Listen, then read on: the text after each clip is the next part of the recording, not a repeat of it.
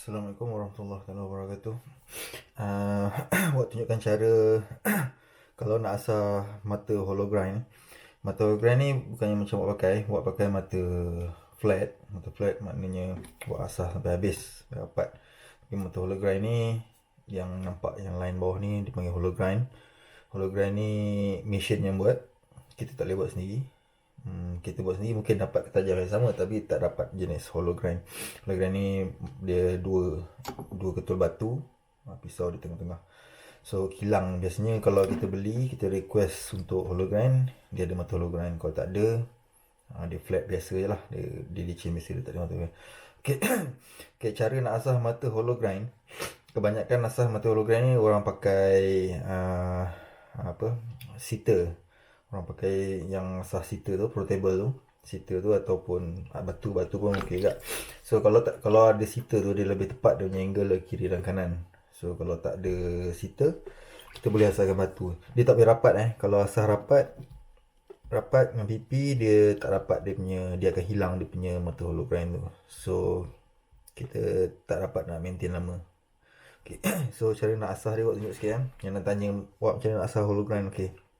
Hologram ambil dia mata bawah tu dia terlampau halus. So kalau kita dah tak tajam, lepas kita kilir kita pakai semi tajam, cuma letakkan kat batu, tak payah gosok tak perlu gosok, letakkan je kat batu, ambil daripada heel, tekan, ambil 15 dah. Okey, ambil 15. Okey, tarik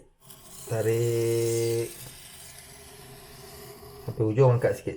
Pastikan angkat sikit. Kalau tak angkat dia tak dapat depan dia tak kena dekat point tu. So tekan sikit, tarik 2 ataupun 3, basuh. So buat sebelah pula, tarik. Okay. Ni cara mata hologram. Tak perlu nak asah so mata hologram tu dia dah halus depan tu. So buatlah sekali lagi ke 3 sebelah. Tu sekali lagi layang sini, sekali lagi right side. Okay, lepas tu pastikan basuh sebelum kita steel lepas kita asah ni tak tajam lagi so kita akan gunakan steel. So wak biasa pakai steel micro.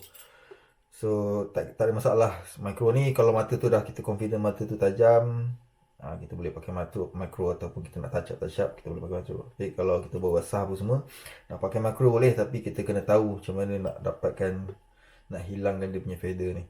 So kalau mata yang untuk hologram kita nak touch up, kita tak perlu tarik daripada kayu macam ni. Tak perlu tarik, atau kita boleh terus clear saja. Steel saja. Okey, dia steel saja. Okey, steel Steel. Okey, kemudian basuh. Steel lagi. Kita basuh tu tujuan dia abuk-abuk besi, abuk-abuk metal filing yang kita kena kat steel stone tadi, yang dibuang tadi tu, supaya dia hilang daripada mata pisau. Dan bila kita steel, dia tak melekat pada steel ni. So kita tak akan rasa langsung sepihan tu. Licin je, halus je. Okay, kita asal, kita clear steel 3 kali. So kita try. Kita boleh try kat mana-mana lah, yang mana kita biasa suka try tu. So macam awak try kat buku, melekat tak? Okay, melekat ni licin. Okay, kalau ada licin macam ni, makna tempat sini tak tajam. So kita try steel dulu. Jangan terus asah. Kita terus steel dulu, keep steel, tekan sikit tak apa. Okay, steel kita try dia. Kita tengok. Melekat. Ni tadi yang licin tadi tak melekat melekat. Sini. Sini dia tak berapa grip, licin. Okay, so kita main peranan kat sini. So basuh dulu pisau, kita steel. Kat sini tak tajam, kita tumpukan kat sini. Tumpuk kat situ. Okay, kita tengok.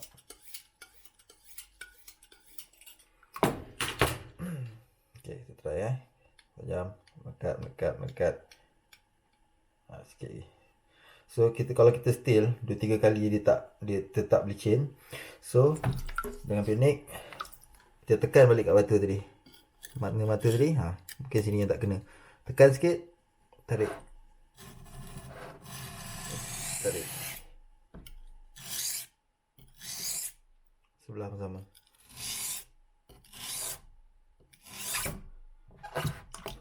Okay, try sekali lagi.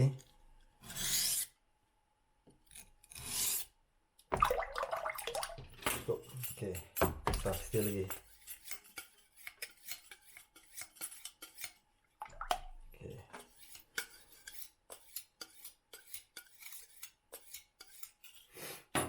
Okay, kita tengok. Okay, melekat. Melekat. Okay, melekat Tengok, melekat. Tak ada licin kan? Okay, dia melekat.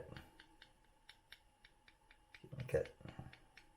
Mana melekat ni maknanya mata tu grip lah. Mata tu dia cukup tajam. Dia tajam. Nak tu cukup tajam tak tajam, kita akan try pada kita punya produk. Kita try 3 kali.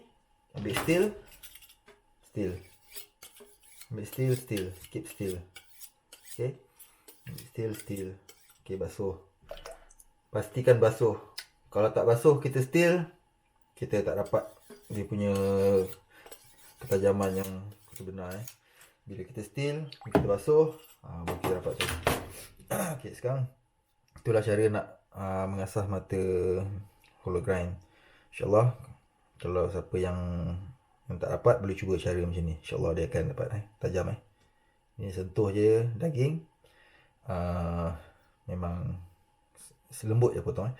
Yang ni jenis boning flexible. Boning flexible. Dia ada tulis kat situ flexible. Flexible ni dia ada dua. Satu flexible, satu narrow ni yang biasa punya. So yang flexible ni dia lembut. Dia memang dia punya pisau, dia punya ni lembut. Ini kegunaan dia, pisau ni tak kisah, sembelih pun boleh, tak masalah, sembelih pun boleh apa semua. Tapi workshop kan kalau nak sembelih cari yang biasa punya, yang tak ada flexible ni. Dia keras.